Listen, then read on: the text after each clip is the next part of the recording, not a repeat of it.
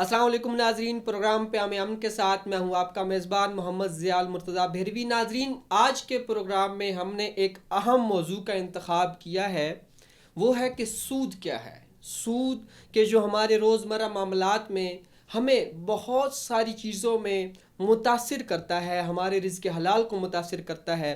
یہ سود جو ہے، اس کے اوپر ہمیں آسان اقساط پر چیزیں ملتی ہیں، سود کے اوپر ہمیں لون ملتا ہے، اور مختلف تنظیمیں جو ہیں وہ سود کے اوپر ہمیں قرض فراہم کرتی ہیں۔ اسی کے حوالے سے اسی موضوع پر بات کرنے کے لیے آج کے پروگرام میں ہمیں دعوت دی ہے جناب ابو بکر صدیق صاحب کو۔ پی ایچ ڈی اسکالر ہیں، اسلامک بینکنگ اینڈ فائنانس پر پی ایچ ڈی کر رہے ہیں۔ ابو بکر صاحب، آج کے پروگرام میں ہم آپ کو خوش آمدید کہتے ہیں۔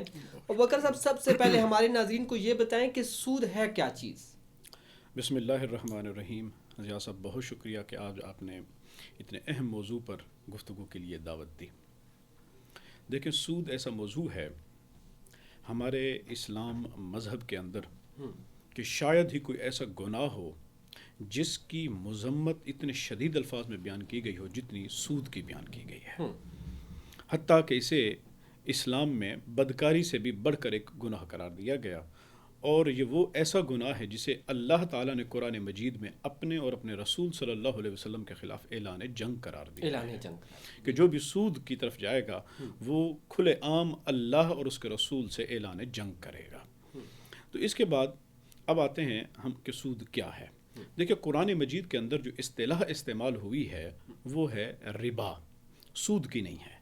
سود چونکہ ہماری اردو زبان کا لفظ ہے، تو اس وجہ سے پھر ہم ربا کا ترجمہ جو کرتے ہیں وہ سود میں کرتے ہیں۔ اس کو عربک میں ربا کہتے ہیں۔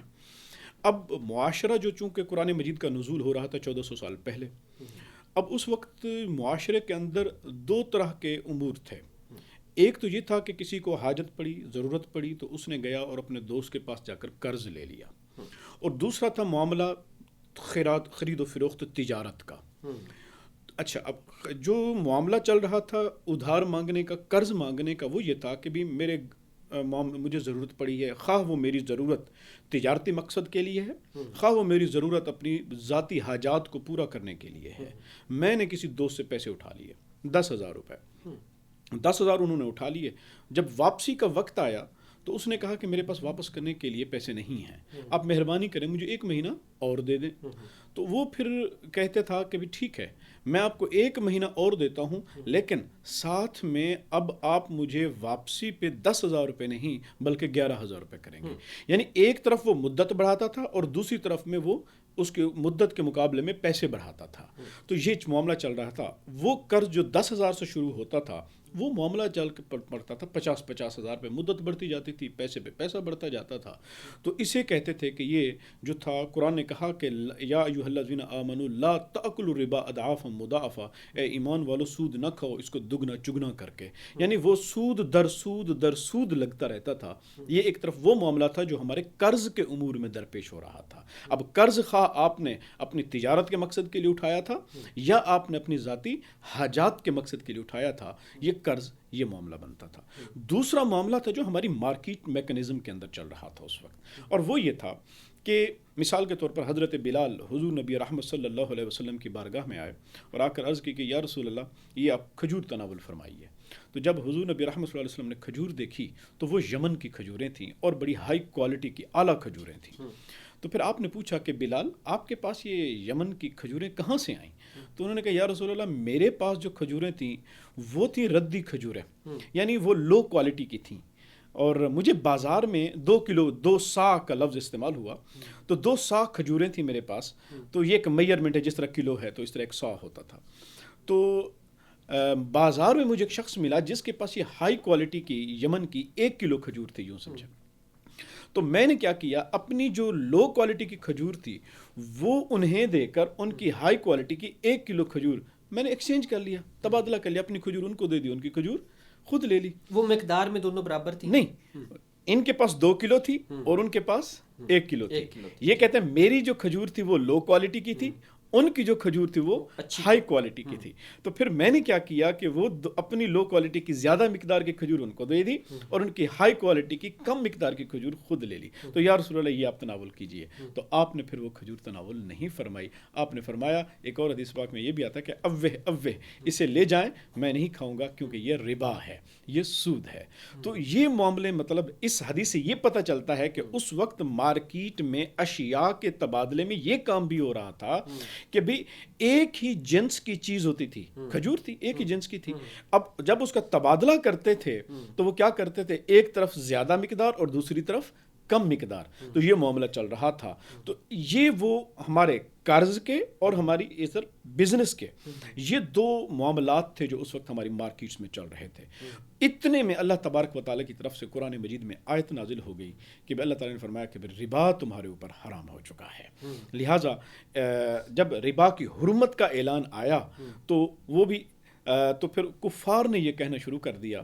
حیرت کی بات ہے کہ بھی کفار کے جو کہا قرآن مجید نے ان الفاظ میں بیان کیا کہ قالوا انما البیع مثل الربا. انہوں نے کہا کہ تمہارا مذہب خرید و فروخت کو تو جائز قرار دیتا ہے. بیع کا مطلب ہے خرید و فروخت, اس کو تو جائز قرار دیتا ہے, اور تم کہتے ہو کہ ربا حرام ہے. انہوں نے کہا نہیں, ربا اور خرید و فروخت ایک ہی بات تو ہے. انہوں نے اپنا جو تجزیہ کیا تھا, اب وہ تجزیہ ایسا کیوں کر رہے تھے, میں آپ کو ایک چھوٹی سی مثال سے اس کو واضح کرتا چلوں. اس کی بنیادی وجہ یہ تھی کہ بیع کا مطلب ہے کہ میں نے اگر یہ جو گھڑی میں نے پہنی ہوئی ہے, میں نے 1000 روپے کی اگر خریدی ہے, میں اگر کسی کو بیچنا چاہوں گا تو میں کہوں گا جی میں آپ کو 100 روپے کے نفع 1000 روپے کے نفع کے اوپر 2000 میں بیچتا ہوں. تو میں نے اس کے اوپر نفع کمایا, یعنی 1000 روپیہ تھا اور 1000 روپے نفع کمایا. اسلام کہتا ہے یہ جائز ہے. اچھا, اب آتے ہیں سود کیا ہے. سود جتنی آپ کی قیمت خرید ہے اس کو آپ 100% زیادہ کر رہے ہیں. اسلام میں ایک تو ذہن میں رکھ لیں, اسلام میں نفع کی حد مقرر نہیں ہے, اخلاقی حدود ضرور ہیں. ابو بکر صاحب جائز منافع کے حوالے سے حکم دیا کہ جائز منافع لیں. جائز منافع دیکھیں, آپ کا منافع تب جائز ہے جب آپ اس منافع کو دوسرے فریق کا استحصال نہ کرتے ہوئے لیں. ٹھیک ہے, استحصال کا مطلب ہے اس کی مجبوری بھی نہ ہو, اس کے ساتھ کوئی وہ چیز میں اس کو یہ نہ ہو کہ یہ چیز صرف آپ کے پاس مل رہی ہے, آپ نے اس کو غلط کوٹ کیا ہوا ہے, آپ نے اس کو دھوکے سے منافع آپ لے رہے ہیں, یہ نہیں ہونا چاہیے.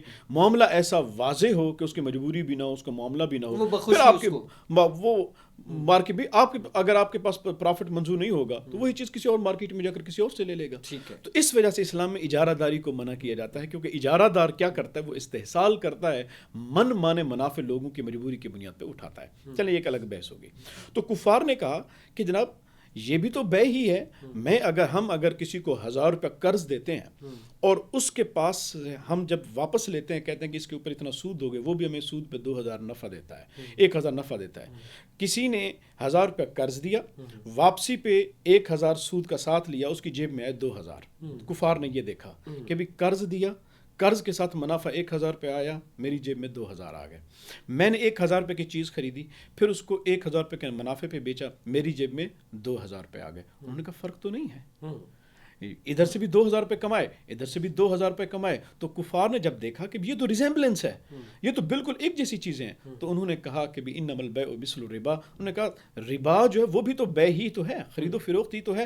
ایسے ہی مسلمان ہے جو قرآن کہتا ہے کہ جی نہیں جی یہ ربا جو ہے حرام ہے, تجارت جو ہے وہ جائز ہے. انہوں نے کہا ایسا نہیں ہے, بلکہ یہ دونوں ایک ہی چیز ہے, لہٰذا یہ ربا جائز ہے. لیکن اللہ نے کیا فرمایا, قال احل اللہ البیع وحرم الربا. اللہ تعالیٰ نے فرمایا کہ نہیں, ربا جائز, ربا حرام ہے اور جو بیع کرتے ہو تم وہ جائز ہے. اللہ تعالیٰ نے ایسا کیوں فرمایا, اس کے پیچھے جو تھا وہ تھا پروسیجر. دیکھیں جو ربا کا پروسیجر ہے وہ کیا ہے اور جو خرید و فروخت کا پروسیجر ہے وہ کیا ہے, دونوں میں فرق ہے. فرق کیا ہے, آپ اگر کسی کو 1000 روپے قرض دیتے ہیں, 1000 روپے جب آپ نے کسی کو قرض دیا تو کہتے ہیں کہ اب آپ کے اوپر خطرہ ختم ہو گیا. کہ بھی کیوں, اس لیے کہ اب آپ کو اس آدمی کا 1000 روپیہ ضائع ہو جائے, جل جائے, چور اٹھا کے لے جائے, کچھ بھی کر جائے, آپ کی بلا سے اس نے آپ کو 1000 روپیہ واپس دینا ہی دینا, اس کی ذمہ داری ہے, اس کی ذمہ داری ہے. اب آپ کہتے ہیں جی مجھے خطرہ ہے کہ وہ مجھے واپس نہیں دے گا, آپ کہتے ہیں یہ میرا رسک ہے. اب جو رسک ہے آپ کا اسلام کہتا ہے کہ بھی اگر نفع کمانا چاہتے ہو تو نقصان کا خطرہ اٹھاؤ. تو یہاں تو خطرہ تو ہے, لہٰذا میرے لیے جائز ہے کہ میں 1000 روپے قرض دے کر اس کے اوپر نفع کماؤں, چونکہ میں نقصان کا خطرہ اٹھا رہا ہوں کہ اگلا آدمی واپس کرے یا نہ کرے. ہم کہتے ہیں یہ رسک جو ہے یہ خطرے کا رسک نہیں ہے, یہ ڈیفالٹ کا رسک ہے. رسک آف ڈیفالٹ کیا ہوتا ہے کہ میں اگر کسی کو پیسے قرض دوں اور مجھے وہ واپس نہ کرے, یہ جو خدشہ ہے یہ نقصان کا خدشہ نہیں ہے, یہ ہے کہ وہ آدمی نہیں واپس کرے گا, یہ رسک آف ڈیفالٹ کہلاتا ہے. اب اس کو کور کرنے کا وہ بھی اسلام نے اصول دیا ہے. میں جب آپ کسی کو قرض دیتے ہیں اور آپ کو خطرہ ہو کہ یہ واپس نہیں کر پائے گا تو آپ اس کی کوئی چیز آپ گروی رکھ لیں, آپ اس سے کوئی ضامن لے لیں. ابھی مجھے کوئی ضمانت دے دو, اب ضمانت شخصی بھی ہو سکتی ہے, آپ ضمانت کو اپنی چیز بھی گروی رکھ سکتے ہیں. کل کلا اگر اب وہ آپ کو واپس نہیں کر سکتا تو آپ اس کی چیز بیچ کر اپنا قرضہ واپس لے لیں. لہٰذا اس طرح کرنے سے آپ کا یہ جو خطرہ ہے یہ ختم ہو گیا. اب اس کا مطلب ہے آپ کو کوئی نقصان کا خطرہ نہیں رہا. لیکن آتے ہیں تجارت کی طرف. جب بے کی طرف آتے ہیں, میں نے 100,000 روپے کی گھڑی لی, اب میرے دل میں یہ خطرہ ہے, خدشہ, میں یہ گھڑی لے کر جب مارکیٹ میں بیچوں گا, خبر نہیں مارکیٹ کا مندہ چل رہا ہے یا مارکیٹ اچھی چل رہی ہے, ممکن ہے میں بیچنے جاؤں حالات خراب ہو جائیں اور اس کی قیمت ہی گر جائے, مجھے 1000 کی چیز 800 میں بیچنی پڑ جائے. تو میرا ایک خطرہ ہے, اور یہ ایک ایسا خطرہ ہے جسے میں کور نہیں کر سکتا, نہ کسی کی ضمانت لے کر, نہ کسی کے ساتھ کوئی ایسٹ لے کر. کیوں؟ میں گیا مارکیٹ میں, پتہ چلا جی مارکیٹ میں تو قیمت ریٹ گر گئے اور یہ آپ کی چیز اب 800 میں بکے گی. اب میرے پاس ایک اور راستہ ہے کہ میں یا تو چیز کو اپنے پاس گھر واپس لے جاؤں اور انتظار کروں کہ جب تک مارکیٹ میں کوئی قیمتیں بڑھتی نہیں ہیں تب تک میں اسے نہ بیچوں, اور اگر بیچنا ہے تو مجھے 800 پہ بیچنا پڑے گا, 200 روپے کا مجھے نقصان پڑے گا. اچھا, ممکن ہے میں بازار میں جاؤں اور حالات اچھے مل جائیں اور میرا معاملہ 1200 روپے پہ طے ہو جائے اور 200 روپے کا مجھے منافع ہو جائے. یعنی مجھے پرابیبلٹی چانس ہے کہ میں منافع بھی کماؤں اور یہ بھی چانس ہے کہ میں نقصان بھی اٹھا سکتا ہوں. تو یہ جو خطرہ ہے, اسلام کہتا ہے کہ اگر نفع کمانا چاہتے ہو تو نقصان کے اس خطرے کا جو ہتھوڑا ہے آپ کے اوپر رہنا چاہیے, ڈر کہ کسی بھی وقت میرے سر پہ یہ بچ سکتا ہے. تو اس وجہ سے اس کو کہتے ہیں الخراج بالضمان, یہ اسلام کا اصول ہے کہ بھی اگر آپ نفع کمانا چاہتے ہیں تو آپ کو نقصان کا خطرہ اٹھانا پڑے گا. تو اس کا مطلب یہ ہوا دوسرے لفظوں میں آپ کے اسلام میں آپ کو گارنٹیڈ منافع کی کوئی گنجائش ہی نہیں ملتی. یعنی آپ کو صرف منافع وہی جائز ہوگا آپ کے لیے جہاں آپ کے پاس نقصان کا خطرہ ہوگا. تو لہٰذا اسلام نے کہا چونکہ تجارت ہے, بے ہے, آدمی کے پاس مال ہے, اس نے خود خریدا یا بنایا, مارکیٹ میں لے گیا اسے بیچنے کے لیے, اس کو خطرہ ہے کہ میری چیز ممکن ہے مجھے اس پہ لاگت بھی وصول نہ ہو, لہٰذا اسلام نے کہا کہ اس کے اوپر جو منافع کماؤ گے وہ تمہارا منافع جائز ہوگا. لیکن جہاں تم بات آتے ہو سود کی تو کہا کہ سود تمہارے لیے جائز نہیں ہے. کیوں؟ اس لیے کہ کہا کہ وہاں پر تمہارے اوپر کسی قسم کا کوئی رسک نہیں ہے, خطرہ نہیں ہے. تو یہ بات ڈفرینشیٹ ہو گئی, یہاں پر جدا ہو گئی کہ ربا الگ معاملہ ہے اور بے اور تجارت جو ہے وہ ایک الگ معاملہ ہے. تو اس وجہ سے اللہ تبارک و تعالیٰ نے یہ فرما کر کفار کے اس معاملے کو ختم کر دیا کہ تم جو کہتے ہو کہ ربا اور تجارت ایک ہی چیز ہے, اللہ تعالیٰ نے فرمایا خبردار, ربا اور تجارت ایک ہی چیز نہیں ہے بلکہ یہ دو الگ الگ چیزیں. اب آتے ہیں کہ یہ معاملہ غلط فہمی میں پڑا کیوں. اس کی وجہ یہ تھی کہ قرآن مجید جب نازل ہوا وہ ہوا تو اجمالی انداز میں. اللہ تعالیٰ نے فرمایا ربا حرام, اے ایمان والو تم جو ربا ہے اس کو دگنا چگنا کر کے نہ کھاؤ, یا جو بھی ربا کو کھائے گا وہ اللہ اور اس کے رسول کے خلاف اعلان جنگ کرے گا. تو آپ کو جگہ جگہ ربا کا حکم نظر آئے گا. تو اب آپ یوں بھی دیکھ لیں کہ حضرت بلال بھی وہ کھجوریں, وہ صحابہ جو حضور کے ساتھ تھے وہ صحابہ بھی کھجوریں لے کے آئے اور انہیں آپس میں ایکسچینج بھی کر لیں. تو معاملہ ایسا تھا کہ بھی کچھ لوگ اس کو ربا نہیں سمجھتے تھے, تو اس لیے حضور صلی اللہ علیہ وسلم کو پھر اس کی تفصیل بتانا پڑی, صحابہ کو بھی. تو پھر حضور نے اس کی تفصیل بیان کی. تو اس پر فقہا اور علماء یہ فرماتے ہیں کہ ربا کی حرمت کا جو حکم قرآن مجید میں آیا تھا وہ ایک ایبسٹریکٹ قسم کا حکم تھا, اجمالی حکم تھا. یعنی اس کے لیے آنے والی نسلوں کو تفصیل کی ضرورت تھی کہ بھی آنے والی نسلیں ممکن ہے نہ سمجھ پائیں کہ ربا ہوتا کیا ہے. اس وجہ سے حضور صلی اللہ علیہ وسلم نے پھر اس کی تفصیل بیان کر دی حدیث مبارکہ کے اندر, اور وہ تفصیل یہ تھی کہ سرکار نے فرمایا کہ صحابہ کو بلا کر کہ بھی سنیں جو ربا ہے وہ کیا ہے. سرکار نے فرمایا کہ سونے کے بدلے سونا, چاندی کے بدلے چاندی, گندم کے بدلے گندم, کھجور کے بدلے کھجور، جو کے بدلے جو، اور نمک کے بدلے نمک. یہ 6 چیزوں کو گنوا کر سرکار نے فرمایا جب تم ان کو بیچو گے، جب ان کا آپس میں تبادلہ کرو گے، اسی طرح جس طرح میں بیان کر رہا ہوں، سونے کے بدلے سونا، چاندی کے بدلے چاندی، ہم جنس، جب ان کا تبادلہ کرو گے، اگر تو ایسے ہی تبادلہ کرو گے تو پھر سرکار نے فرمایا 2 شرطوں کا خیال رکھنا. ایک تو تبادلہ برابری کی بنیاد پہ ہوگا، مقدار میں برابر ہوگا، اور دوسری طرف ہاتھوں ہاتھ ہوگا. یعنی تم اپنی چیز اس کو دو گے، اپنا سونا، اور وہ تمہیں اپنا سونا دے گا. تم اپنی کھجور اس کے حوالے کرو گے، وہ اپنی کھجور تمہارے حوالے کرے گا. تم اپنے حصے کی گندم اس کو دو گے، وہ اپنے حصے کی گندم تمہیں دے گا. تم نے ایک تو معاملہ ہاتھوں ہاتھ کرنا ہے، نقد و نقد، اور دوسرا برابر برابر کرنا ہے. آپ یہ نہیں کہہ سکتے کہ جی میں زیادہ دے دوں آپ کم دے دیں، یا میری کھجور آج لے لو آپ کی کھجور میں کل لے لوں گا. اس طرح نہیں ہو سکتا، بلکہ 2 شرطوں کا خیال رکھنا ہے کہ تبادلہ برابری کی بنیاد پہ ہوگا، اور دوسرا کہ بھی آپ اس کو ادھار نہیں کر سکتے، نقد و نقد کرنا پڑے گا. اگر پھر اس میں ایک بات اس میں سمجھاتے جائیں کہ اگر اس کے جیسے حضرت بلال حبشی نے کیا کہ اس کی کھجور معیاری ہوں، آپ کی کھجور جو ہے ان کا معیار کم ہو، ٹھیک ہے، وہ پھر رد و بدل کیسے ممکن ہے؟ ہاں، میں یہاں پر یہ بہت اچھا سوال ہے، لیکن میں اس کمپلیٹ کر لوں پھر اس کی سوال کی طرف آتے ہیں.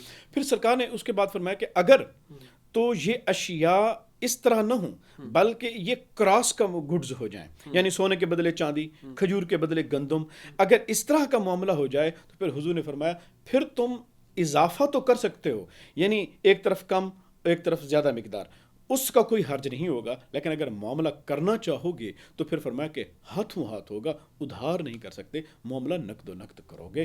اس ہاتھ دے اس ہاتھ لے والا معاملہ ہے. تو یہ ہے وہ تفصیل حدیث مبارکہ کے اندر جو ربا کے اجمال کو دور کرنے کے لیے حضور نبی رحمۃ اللہ علیہ وسلم نے بتائی. اب آتا ہوں میں اسی حدیث کی طرف جس کی طرف آپ کا کوئی سوال تھا. یہ جو کھجور کا معاملہ ہے، یہ حدیث حضرت سیدنا بلال حبشی رضی اللہ تعالیٰ عنہ کے بارے میں بھی ہے، اور بالکل اسی طرح کا معاملہ جب حضور نبی رحمۃ اللہ علیہ وسلم خیبر میں تشریف لے کے گئے تھے، غالباً وہ حدیث حضرت سیدنا ابو سعید خدری رضی اللہ تعالیٰ عنہ سے روایت ہے، تو انہوں نے بھی وہاں پر معاملہ ایسا تھا کہ سرکار نے فرمایا کیا خیبر کی ساری کھجوریں اس طرح ہوتی ہیں؟ تو انہوں نے کہا نہیں یا رسول اللہ، ہمارے ہاں برنی کھجوریں آتی ہیں باہر سے، تو ہمارے ہاں جو لو کوالٹی کی ہوتی ہے ہم زیادہ مقدار میں دے دیتے ہیں، اور ہائی کوالٹی کی جو ہے وہ ہم کم مقدار میں لے لیتے ہیں، تو ہم اس طرح معاملہ کرتے ہیں. آپ نے وہاں پر بھی فرمایا نہیں، یہ معاملہ سود کا ہے. ان حدیثوں سے اب جو چیز سامنے نکھر کے آتی ہے وہ کیا ہے؟ وہ یہ ہے کہ بھی کوالٹی کا اعتبار نہیں ہے، کوالٹی کا اعتبار نہیں ہوگا، معاملہ برابری کی بنیاد پہ ہوگا. اب یہ کہنا کہ یہ میری ہائی کوالٹی کی، یہ میری لو کوالٹی کی، اس کا مطلب ہے تبادلے کے اندر اس کوالٹی کا اعتبار نہیں کیا جائے گا. اب آپ کے پاس اگر پھر سرکار نے دوسرا راستہ بھی بتایا، سوال آتا ہے نا کہ اگر ہمارے پاس یہ بھی اجازت نہیں ہے تو پھر کیا کریں؟ حضور نبی رحمۃ اللہ علیہ وسلم نے وہاں پر ذہن میں آتا ہے کہ ایک معیشت دان اس بات کو سمجھ سکتا ہے، اکانومسٹ، کہ حضور نے کیا فرمایا؟ آپ نے مارکیٹ کا راستہ دکھایا. پھر سرکار نے حضرت بلال سے فرمایا تمہیں چاہیے یہ تھا کہ آپ اپنی یہ کھجوریں بازار میں جا کر فروخت کرتے ہیں، ٹھیک ہے، اس کے بدلے میں آپ کو پیسے ملتے ہیں، ان پیسوں سے پھر آپ یہ کھجور خریدتے، آپ کی مرضی جتنی خرید لیتے. لیکن جو معاملہ تبادلے کا، اپنی زیادہ کھجوریں دیکھ کر اس کی کم کھجوریں لے کر آئے ہو بلال، یہ ربا ہے. اب آلٹرنیٹ دکھا دیا متبادل کہ بازار جاؤ، اپنی کھجور بیچو، جتنے پیسے ملیں لو، اور ان پیسوں سے پھر آپ کیا کرو گے؟ آپ جا کر اعلیٰ کوالٹی کی کھجوریں خریدیں. اب دیکھیں 1400 سال پہلے ایک آج کا معیشت دان جب اس بات کو سوچے گا تو وہ تو کمال کی بات سوچے گا. دیکھیں اس کی وجہ کیا ہے. حضور نبی رحمۃ اللہ علیہ وسلم صرف حضرت بلال کو نہیں بھیج رہے، کہنا حضرت بلال کو ہے نا، معاملہ ساری امت کا ہے. یعنی اے امت، اگر آپ نے معاملہ کرنا ہے تو ایسے کرو. امت من حیث المجموع جب اپنے معاملات اس طرح بازار میں جائے گی اور اپنی چیزوں کو بازار میں جا کر بیچے گی اور اس کے بدلے میں پیسے لیں گے، تو اس کا مطلب ہے آپ مارکیٹ کے میکانزم کو مضبوط کر رہے ہیں، آپ کا مارکیٹ میکانزم سٹرانگ ہو رہا ہے. اچھا، اس سے پیسے ملیں گے. اب جب آپ کے پیسے مل جائیں گے، اب آپ کی ضرورت ہے اشیاء کی، وہ خریدنی ہے. اب آپ مارکیٹ میں اور چیز سپلائی جو آئی پڑی ہے اب وہ خریدیں گے. تو دیکھ لیں، ایک طرف سے ڈیمانڈ ہے اور دوسری طرف سپلائی ہے. تو سپلائی ڈیمانڈ کی جو قوتیں ہوتی ہیں، جسے ہم طلب اور رسد کی قوتیں کہتے ہیں مارکیٹ کی، وہ جب سٹرانگ ہوں گی تو آپ کا پورا مارکیٹ سٹرکچر سٹرانگ ہو جائے گا. بجائے اس طرح کے کہ اسپیکولیٹو قسم کی ٹرانزیکشنز ہوں کہ آپ مارکیٹ بھی نہ جائیں اور آپس میں بیٹھے بیٹھے ایک کے بدلے 10، 10 کے بدلے 15، 15 کے بدلے 20 بیچتے رہیں اور مارکیٹ کا مندہ ہو جائے اور اکانومی اس طرح آپ کے نقصان میں چلی جائے تو بہتر تھا کبھی آپ اپنی اکانومی کو مضبوط کرنے کے لیے لوگوں کو مارکیٹ کا راستہ دکھائیں. تو اس وجہ سے حضور نبی رحمت صلی اللہ علیہ وسلم نے پھر آپ نے امت کو کیا دکھایا؟ مارکیٹ کا راستہ دکھایا کہ جاؤ تاکہ تمہارے جو پیسے تمہاری جیب میں آئیں گے پھر تم کسی کو دو گے وہ کسی اور کی جیب میں جائیں گے. یہ جو مال ہے یہ سرکولیٹ کرے گا, لوگوں کے ہاتھوں میں جمع ہو کے نہیں رہ کے جائے گا. تو اس طرح آپ کی مارکیٹ جو ہے وہ سب سے بہتر کی طرف جائے گی. بکر صاحب یہ بتائیں کیا ایسا بھی ممکن ہے کہ آپ دونوں کھجوریں اعلیٰ کوالٹی کی اور لو کوالٹی کی دونوں کی آپ مارکیٹ ویلیو چیک کر لیں کہ یہ کتنی مالیت کی ہیں اور یہ کتنی مالیت کی ہیں, اس حساب سے کیا رد و بدل ہو سکتا ہے؟ دیکھیں پھر بھی بات آئے گی بیچ میں. اسلام جو معاملہ استعمال کرتا ہے وہ ہے قبضے کا. اسلام کہتا ہے کہ آپ جب بھی کوئی معاملہ کریں وہ قبضے کا کریں, آپ پوزیشن میں لے لیں. کہتے ہیں کہ اب آپ نے مارکیٹ کی ایک ویلیو, میری چیز کی اتنی ویلیو ہے, آپ کہتے ہیں میری چیز کی اتنی ویلیو ہے, لہٰذا اس ویلیو کے اعتبار سے اس کی اتنی ویٹ بنتا ہے, اس کا اتنا ویٹ بنتا ہے, یہ ہم ایکسچینج کر لیں. اسلام اس کی بھی اجازت نہیں دیتا. اس کی وجہ کیا ہے؟ اس کی وجہ یہ ہے کہ جب آپ کریں گے تبادلہ تو اشیاء کا ہو رہا ہے نا, بیہائنڈ دا سین کچھ اور چل رہا ہے, تو یہ صورتاً آپ کی ربا کی صورت بن جاتی ہے جس سے اللہ اور اس کے رسول نے منع کر دیا ہے. لہٰذا اس میں حرج کیا ہے کہ آپ اپنی چیز مارکیٹ میں بیچیں اور اس کی چیز, اگر ہم یہ اجازت دے دیتے ہیں تو پھر اس طرح کی اجازتیں ماضی کے اندر بھی جو قومیں رخصتیں وہ تلاش کرتی رہی ہیں وہ بہت بڑے گناہ کا سبب بنی ہیں. جس طرح بنی اسرائیل نے ہیلے بہانے بنا لیے تھے اور اللہ تعالیٰ نے پھر ان کے اوپر منع کر دیا, تو پھر ان کے اوپر عذابوں کی صورتیں نازل ہوئی تھیں. تو اس وجہ سے اسلام میں یہ اجازت نہیں ہے کہ آپ معاملے کو, کیونکہ ایک سودے میں آپ اس طرح کریں گے پھر ممکن ہے یہ چوپٹ دروازہ کھل جائے اور بعد میں بیہائنڈ دا ویلیو والا سین بھی نہ رہے. تو اس وجہ سے اسلام نے اس بات کی اجازت نہیں دی. اسلام کہتا ہے کہ اگر مارکیٹ میں ہے آپ اپنی چیز بیچیں, پھر اس کے بدلے میں پیسے لیں اور معاملے کو اس طرف کریں. یہاں پر میں آؤں گا اب آپ کے سوال کی طرف. آپ نے جو کہا کہ کوالٹی کا اعتبار, دیکھیں کوالٹی کا اعتبار اس لیے نہیں کیا کہ جو کوالٹی ججمنٹ ہے آپ کے پاس وہ کوئی اسٹینڈرڈ نہیں ہے, اس کے لیے کوئی تھرمامیٹر نہیں ہے کہ آپ تھرمامیٹر چیز کو لگائیں اور تھرمامیٹر بتا دے کہ جناب یہ ہائی کوالٹی ہے اور اس کے اوپر لگائیں کہ یہ لو کوالٹی ہے. یہ ہے پرسنل ہیومن ایکسپیرینس ججمنٹ کے اوپر ڈیپینڈ. ایک ہی چیز ہوگی, آپ کو پوچھا جائے آپ اس کو ہائی کوالٹی کی کہیں گے, مجھ سے پوچھا جائے گا ممکن ہے میں اسے لو کوالٹی کی کہوں. تو کہا کہ بھی اب یہ تعین کون کرے گا کہ یہ لو کوالٹی کی ہے ہائی کوالٹی؟ یہ تو مارکیٹ ریٹ پہ ہے نا, مختلف چیزیں اپنے معیار کے حساب سے ان کے ریٹس ہوتے ہیں. نہیں, اب میں آپ کو اپنے مارکیٹ اسٹرکچر, اب آپ کے ہاں 3 نمبر تک چیزیں بن کے آتی ہیں, یہ 1 نمبر 2 نمبر اور 3 نمبر. اب آپ دیکھیں, اب ہم نارمل معاملات کی طرف آتے ہیں. ہم نارمل معاملات میں بھی جائیں, دکاندار اپنی 2 نمبر چیز کو بھی 1 نمبر بتا رہا ہوتا ہے, اور خریدار جو ہوتا ہے وہ 1 نمبر بھی چیز ہوگی اس کو کیا ثابت کر رہا ہوگا, اس کو 2 نمبر. کیوں؟ تاکہ اس کی پرائس نیچے آئے. تو یہ امور ہیں کہ ہم معاملے کو جب کوالٹی ڈٹرمنیشن کی بات آتی ہے تو یہ آتا ہے پرسنل ایکسپیرینس ججمنٹ پہ. یہی تو وجہ ہے کہ معاشرے کے اندر لوگ دھوکہ کھاتے ہیں کہ جی میں تو اس کو 1 نمبر سمجھا تھا, یہ 3 نمبر نکلی. تو اس دھوکے سے بچانے کے لیے اسلام نے وہ راستہ ہی بند کر دیا کہ جس سے کسی کو دھوکہ ہو جائے. اسلام نے کہا نہیں بھائی, اگر کسی کو واقعی یہ یقین ہے کہ اس کی چیز ہائی کوالٹی کی ہے اور سامنے والے بندے کی چیز لو کوالٹی کی ہے, میں اگر برابری کی بنیاد پہ تبادلہ کروں گا تو مجھے نقصان ہوگا. اسلام تو کہتا ہے یہی تو ہم آپ کو نقصان سے بچانا چاہتے ہیں. بھائی پھر آپ کے پاس راستہ یہ ہے, اگر آپ کو یقین ہے کہ آپ کی چیز ہائی کوالٹی کی ہے تو اپنی ہائی چیز کو مارکیٹ میں بیچو, اس کی زیادہ قیمت وصول کرو, اور وہ تو چونکہ تمہارے نزدیک لو کوالٹی کی ہے لہٰذا وہ تمہیں زیادہ ملے گی, بعد میں اپنے انہی پیسوں سے وہ چیز خرید لو, تم نقصان سے بچ جاؤ گے. اس وجہ سے پھر اسلام نے وہ راستہ ہی بند کر دیا, سد باب کر دیا اس امکان کا جو کسی کو دھوکے کی طرف لے جا سکتا. یہاں پہ بکر صاحب ایک بڑی اہم بات میرے ذہن میں آئی, وہ یہ کہ اکثر ہم ایک بندہ ایک گھر خریدتا ہے, اس کے ساتھ وہ یہ کہتا ہے کہ میرے پاس اتنی پیمنٹ نہیں ہے, میرے پاس ایک پلاٹ ہے, اس کی یہ ویلیو ہے, آپ مارکیٹ سے ویلیو چیک کر لیں, 5 مرلے کا پلاٹ ہے, 70 لاکھ کا ہے, آپ کا گھر 1.25 کروڑ کا ہے, اوپر والی پیمنٹ میں آپ کو دے دیتا ہوں, کیا یہ بھی ربا ہے؟ دیکھیں میں اس سوال سے پہلے بھی ایک چھوٹی سی بحث ہے, تب جا کر وہ چیز زیادہ اہم سمجھ آئے گی. فقہا کے سامنے سوال یہ اٹھا کہ حضور نبی رحمت صلی اللہ علیہ وسلم نے حدیث میں تو گنوائی تھی 6 چیزیں, سونا چاندی, یہ 2 جو ہیں وہ دھاتے ہیں, اور 4 ہیں جو فوڈ آئٹمز ہیں, یہ 6 چیزیں. اب کیا جب بھی ہم اشیاء کا تبادلہ کریں گے, یہ جو اصول تھا کہ برابر برابر اور نقد و نقد کا اصول, کیا یہ اصول صرف انہی 6 چیزوں کے تبادلے پہ رہے گا, یا یہ اور چیزوں پہ بھی آئے گا. مثال کے طور پر ہماری گھڑی کے بدلے گھڑی ہے, مائک کے بدلے مائک ہے, کیمرے کے بدلے کیمرہ ہے, اور بھی اشیاء ہوں گی جو رہتی, چونکہ اب اسلام ہے رہتی دنیا تک کے لیے ہے, قیامت تک کے لیے یہی مذہب ہے. اب آیا یہ جو حکم ہے یہ صرف انہی 6 چیزوں تک رکھیں یا اس کو یہاں تک رکھیں, اس پہ اس کے اندر فقہا کے اندر اختلاف ہوا. یعنی فقہا میں یہ اختلاف نہیں ہے کہ ربا نہیں ہے, ربا پہ سارے متفق ہیں کہ ربا ہے. اب تھا اختلاف کہ آیا جائے گا کہ نہیں جائے گا. اس کے اوپر امت کا جو جمہور تھا, یعنی امام اعظم ابو حنیفہ, امام مالک, امام احمد شافی, امام احمد بن حنبل, یہ جو جمہور امت ہے انہوں نے یہ بات پر اتفاق کیا, اجماع ہے کہ نہیں بھئی صرف 6 چیزیں نہیں ہوں گی بلکہ اس کا اطلاق ہم 6 چیزوں سے بھی آگے بھی کریں گے. اچھا, اب آگے جو کریں گے اطلاق, اس کا جو اصول ہوگا وہ کیا ہوگا, اس کے اوپر پھر ان 4 فقہا کے اندر اختلاف ہوا. ہم یہاں پر لیتے ہیں کہ امام اعظم ابو حنیفہ نے کیا بنیاد بنائی. انہوں نے کہا کہ دیکھیں 4 فقہا نے کہا کہ بھی ہم علت کو ڈھونڈیں گے. علت کا مطلب یہ ہے کہ بھی حرمت کا حکم تو شراب کے لیے آیا تھا, آیا صرف یہی ایک جو مشروب ہے اس یہی حرام ہے یا اس کے علاوہ اور بھی مشروب ہوں گے جو حرام ہوں گے. تو کہتے ہیں کہ بھی پھر فقہا نے یہ ڈھونڈا کہ اس مشروب کو حرام کرنے کی علت کیا تھی. تو انہوں نے دیکھا کہ یہ انٹاکسیکیشن ہے, یعنی بندہ پیتا ہے اس کو مدہوش ہو جاتا ہے, سامنے والے کی اسے پہچان نہیں رہتی کہ یہ کیا ہے. تو اس وجہ سے کہا اس طرح کا اثر جس بھی مشروب میں پایا جائے گا وہ بھی حرام ہوگی, اس کے اوپر شراب کا حکم لگایا جائے گا.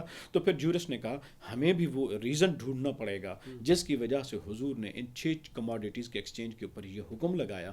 تو ہم یہ دیکھیں گے کہ اگر وہی ریزن دوسرے ایکسچینجز میں بھی پایا جائے گا, تبادلے میں بھی, تو وہاں پر بھی یہ دونوں شرائط کا حکم لگیں گے کہ برابر برابر اور نقد و نقد. تو پھر فقہا نے, امام اعظم ابو حنیفہ نے جو کہا, انہوں نے کہا دیکھیں سونے اور چاندی کو دیکھیں تو یہ وہ چیزیں ہیں جو وزن کر کے لی جاتی ہیں, تولے ماسے کے اندر وزن کر کے لی جاتی تھیں. تو انہوں نے کہا کہ جناب ایک تو یہ وہاں پر وزن ہے, دوسرا سونے کے بدلے سونا, چاندی کے بدلے چاندی, ہم جنس تبادلہ ہے. تو احناف نے یہ کہا کہ جناب اس سے یہ اصول ہمیں سامنے آتا ہے کہ جو چیز بھی ہم جنس ہوں گی اور پھر دونوں کی دونوں وزنی ہوں گی, یعنی وزن کر کے ان کو لیا جاتا ہوگا, تو جو بھی 2 چیزیں اس طرح کی ہوں تبادلہ کیا جائے گا ان میں بھی ہم کیا کریں گے, ہم جب تبادلہ کریں گے تو برابری کی بنیاد پہ کریں گے, نقد و نقد. مثال کے طور پر لوہے کے بدلے لوہا, اب حدیث میں تو نہیں ہے لیکن جب بھی معاملہ کریں گے تو برابر برابر اور نقد و نقد. کیوں؟ اس لیے کہ لوہا کیا ہے, وزن کی بنیاد پہ دیا جاتا ہے, اور لوہے کے بدلے لوہا ہے, ایک ہی جنس ہے, لہٰذا اس کے اوپر بھی وہ اصول لاگو ہوگا جو اس حدیث مبارک. جہاں تک وہ 4 فوڈ آئٹمز ہیں اس کے بارے میں فقہا نے, احناف یہ کہتے ہیں, وہ کہتے ہیں کہ جناب یہاں پر بھی گندم کے بدلے گندم, کھجور کے بدلے کھجور, ہم جنس تبادلہ ہے. ایک تو پہ گیا کہ بھی ہم جنس تبادلہ. دوسرا یہ ہے فوڈ آئٹمز جو ہیں یہ کیلی ہیں, یعنی یہ والیومیبل ہیں. میں یہ کہوں کہ یہ جو گلاس ہے یہ والیوم ہے. اب اس والیوم میں جو کھجوریں تھیں اس زمانے میں جو بیچا جاتا تھا, ہمارے اس کو کہتے ہیں عربی میں آپ اکثر سنتے ہوں کہ 1 سا کھجور, لفظ صاد الف عین کے ساتھ سا کا لفظ اصطلاح استعمال ہوتی ہے. یہ بنیادی طور پہ ایک برتن ہوتا تھا, بالٹی نما, چھوٹی بالٹی نما ایک برتن ہوتا تھا.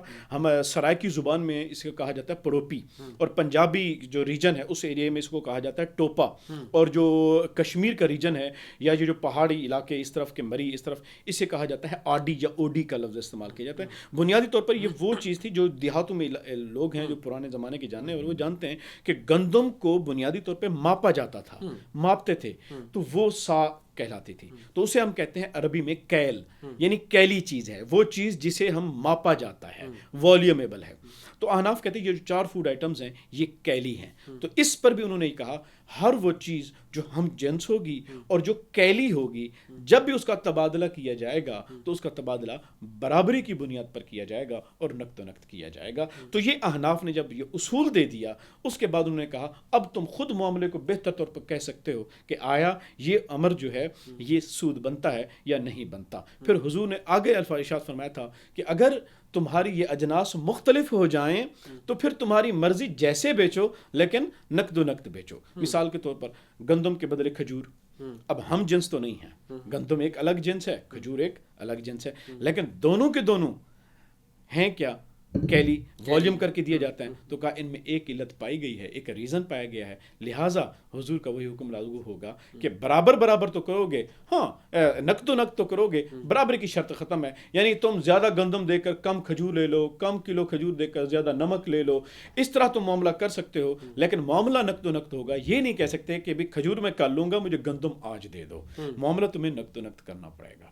تو یہ وہ حکم تھے جو فقہا نے اتنی محنت کے ساتھ اس میں سے نکالے, اور اس کے پیچھے پرپز اور مقصد یہ تھا کہ امت کے جو معاملات ہیں ان کو کس طرح اللہ اور اس کے رسول کے خلاف جنگ کرنے سے بچایا جائے, بلکہ شریعت کی لائن میں ان کو رکھا جائے. یہ معاملے آج بھی جب ہم معاملے امور کریں گے تو انہی اصولوں کی روشنی میں یہ معاملے طے کریں گے کہ آیا یہ معاملہ سود بنتا ہے یا نہیں بنتا. اب آتا ہوں میں آپ کی بات کی طرف. آپ نے پلاٹ کا پوچھا. دیکھیں, پلاٹ کے بدلے میں پیسہ. اب پیسہ ایک جنس ہے, پلاٹ دوسری جنس ہے. پیسہ نہ تولا جاتا ہے نہ والیوم کیا جاتا ہے, وہ بھی نہیں ہے. پلاٹ نہ تولا جاتا ہے نہ والیوم کیا جاتا ہے, دوسرا جنس ہے. تو اس صورت میں اس حدیث کے ساتھ جو اصول نکلے تھے وہ کوئی لاگو ہی نہیں ہوتا. لہٰذا اب اس کے اندر اب آپ جتنے ہزار کا پلاٹ بیچیں, اب آپ کی مرضی, بھلے نقد و نقد بیچیں, بھلے ادھار کر کے بیچیں, شریعت اس کو ربا نہیں کہے گی. ربا کب آئے گا؟ ربا آتا ہے کہ جب آپ کے اوپر ایک ذمہ داری بن جاتی ہے. مثال کے طور پر آپ نے پلاٹ لیا, آپ نے کہا 20 لاکھ کا پلاٹ, انہوں نے پلاٹ آپ کو دے دیا, آپ نے انسٹالمنٹ میں پے کرنا ہے 20 لاکھ کی قیمت. اب انسٹالمنٹ ہے جی, ہر مہینے بعد آپ نے 2 لاکھ دینے ہیں. یہ بات ابتدا میں کانٹریکٹ میں طے ہو گئی. اب آپ کے اوپر ایک ذمہ داری بن گئی, ہم اسے کہتے ہیں لائبلٹی. اپنی اکنامکس کی زبان میں, فائنانس کی زبان میں لائبلٹی بن گئی. اسلام کہتا ہے کہ once liability is fixed cannot be increased. آپ اس کو بڑھا نہیں سکتے. جب آپ کی ایک لائبلٹی بن گئی ہے تو پھر اسلام کہتا ہے کہ بس بھی ایک دفعہ جو قیمت طے ہو گئی اس کے بعد اس قیمت کو بڑھایا نہیں جا سکتا. اب جب آپ کا معاملہ طے ہو گیا تھا 20 لاکھ پہ, اب وہ کہتے ہیں کہ جی آپ نے انسٹالمنٹ لیٹ کر دی, لہٰذا آپ کے اوپر 50,000 روپے, 20,000 روپے, 10,000 روپے, 5,000 روپے یہ جرمانہ ہے. اسلام کہتا ہے وہ جرمانہ حرام ہے. ٹھیک ہے.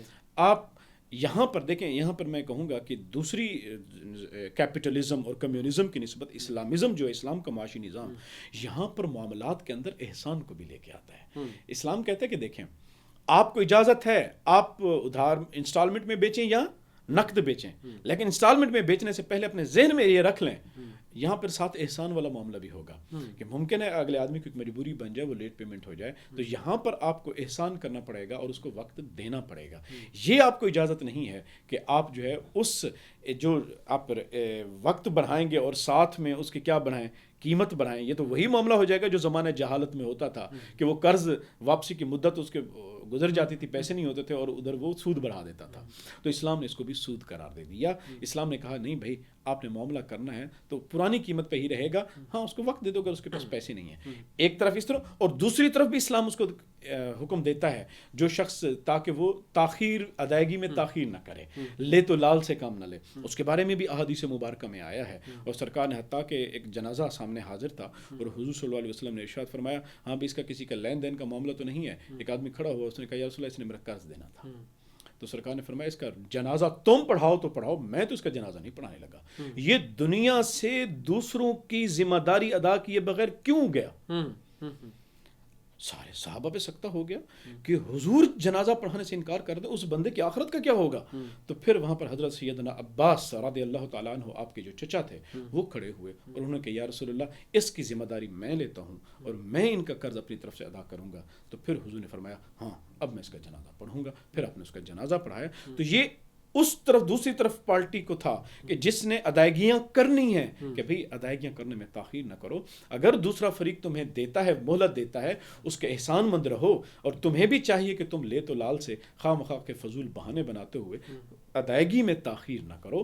تو لہٰذا اسلام یہاں معاملات کے اندر احسان کو بھی بیچ میں ساتھ رکھتا ہے تاکہ ہمارے جو معاملات ہیں وہ باہمی اخوت, مودت, محبت اور اس طرح کے رشتوں کے ساتھ ساتھ ساتھ پروان چڑھیں اور ہمارا معاملہ جو ہے وہ جو معاشرہ ہے وہ معاملات بھی چلتے رہیں اور اخوت بھی بڑھتی رہے۔ جی ابوبکر صاحب، آپ کا بہت شکریہ، آج آپ نے ہمیں ٹائم دیا۔ ناظرین، آج کے پروگرام میں ہم نے آپ کو یہ بتایا کہ سود کیا چیز ہے اور سود ہمارے معاملات میں کیسے داخل ہوتا ہے۔